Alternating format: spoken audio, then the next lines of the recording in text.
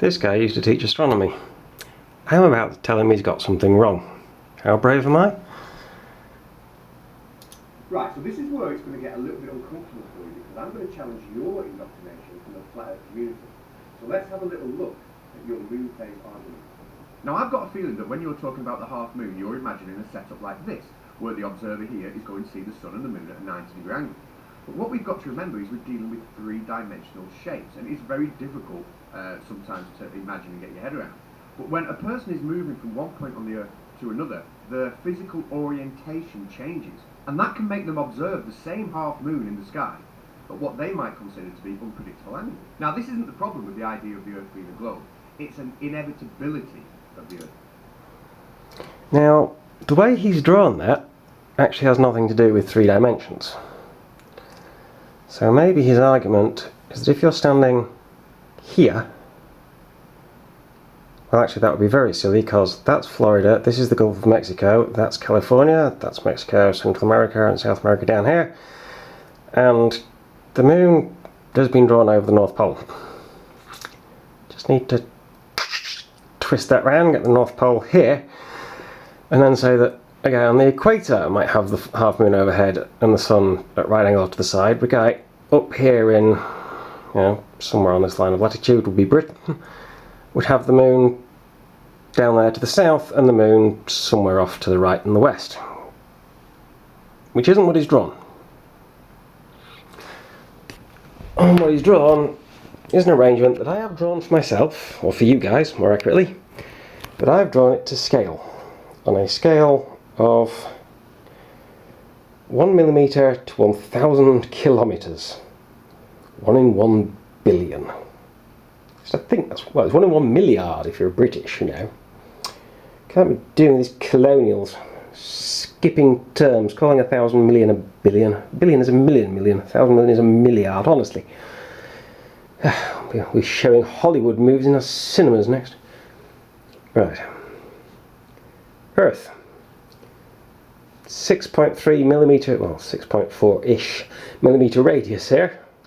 6.4 thousand kilometre radius. Really. Distance to moon. 363,300 to 405,500 kilometres. So there's your scale drawing. Ignore that bit for now. Straight lines. All parallel, pointing off to infinite distance, as in parallel sunlight from great distance. Actual distance to the sun, according to NASA, 147.09 to 152.1 million kilometres. Quite a long way. At half moon you're going to have a right angle. Here. That's kind of what a half moon is. First quarter, if this is the North Pole that we're looking at, that's first quarter, waxing half moon. If we're looking at the South Pole, then the moon will be going that way, and that's the away from the sun, so that's waxing. If we're looking at the North Pole, the moon is going that way towards the sun, so it's waning, so it's the last quarter, by mistake. It being a right angle, we have a right angle triangle, which I have drawn here, scaled down in 2 different factors. I've gone from 30 some centimetres to 3 point some millimetres there, and from absolutely daft distance to 15 centimetres there. So this is 10 times wider than it should be to be a proper scale drawing of that right angle triangle. For the Earth-Moon distance and the Earth-Sun or Moon-Sun distance. Yeah, technically the hypotenuse should be the Earth-Sun distance, so doing that as the Moon-Sun distance. With an angle this small, the hypotenuse and the adjacent are incredibly similar. We have the 2 extremes, perigee and aphelion, when the moon is as close to the Earth as it gets, and the sun is as far from the Earth as it gets. Yeah, that works. You have the smallest possible measurement here, and the longest possible measurement here, giving you the tightest possible angle of 0.137 degrees. Apogee and perihelion is the opposite situation. You're at the moon as far from the Earth as it gets, and the Earth-Moon system as far from this, as close to the Sun as it gets, making this as large as it gets, and this as small as it gets, and that angle as wide as it gets. A whole 0.158 degrees. It does vary. And that is going to give you the angle of how far away from a right angle the Moon, Earth, Sun angle will be, way over here. I have actually drawn in a right angle, but it should be approximately 0.137 to 0.158 degrees this way. There is another angle, the one that Baldy Catz showed, which is here. Those aren't parallel. The upper line is parallel to the lower line. The lower line with an arrowhead on it, sorry. The top line, the upper of the two lines starting here, coming across this way, is parallel to the line down here from the centre of the Earth to the Moon. The other line between them, coming along here with an arrowhead on it, is sloping down. There is an angle between them there that I have called B, which is going to vary with the distance to the Moon. The size of the Earth isn't going to change much, but the distance to the Moon does. Varies between these two extremes. So you get 0.901 to 1.006 degrees. That the Moon is actually below the horizon if you're right round 90 degrees from it. Let's just ignore the fact it would be below the horizon for now. We're looking at the extreme. This is a slightly greater angle than you could get, but only very slightly. Taking those values and those values, and a couple of other versions of those values as well, I have a table over here.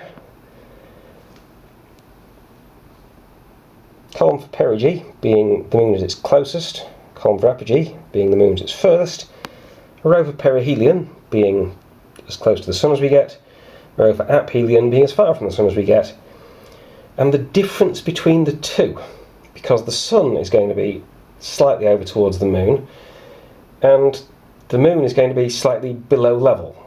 So the Moon being further below level than the Sun is away from overhead, the difference between the two is how far beyond a right angle from the Sun the Moon should be. And the numbers I get are 0.743, 0.748, 0.864 and 0.869 degrees. To further complicate it, if you are here and looking this way with the Moon near the horizon, so you just a little bit that way, just there, not there. Gosh, this diagram's tiny. Just there, with the Moon actually level with your horizon, so you are, 89-ish degrees round from there rather than 90 degrees round. You are looking through very dense sea level air, or very dense air a few metres above sea level where you are, and very dense, slightly less dense air at 50 metres, and slightly less dense air at 100, and slightly less dense air than that at 150, and so on, all the way up to where it stops really mattering. And that very low level air, unless you're up an extremely tall mountain, you're looking through quite thick air with a very sharp density gradient, which is going to refract light. Well, light coming from the Moon will get refracted downwards, meaning your line of sight gets refracted downwards, which allows you to see slightly over the curve and puts the Moon, wherever it is, about half a degree higher in the sky than it should be. So when you're looking at these, that refraction is going to take out most of that, so it should still be near a right angle.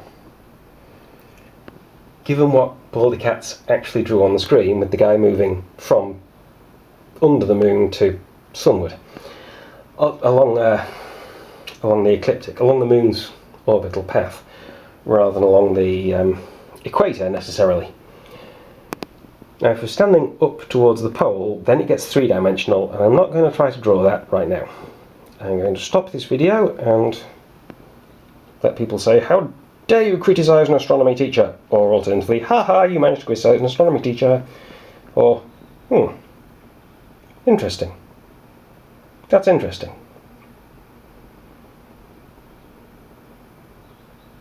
Or possibly just when are you going to get back to posting Lord of the Rings online gameplay footage, because all this astronomy stuff is boring.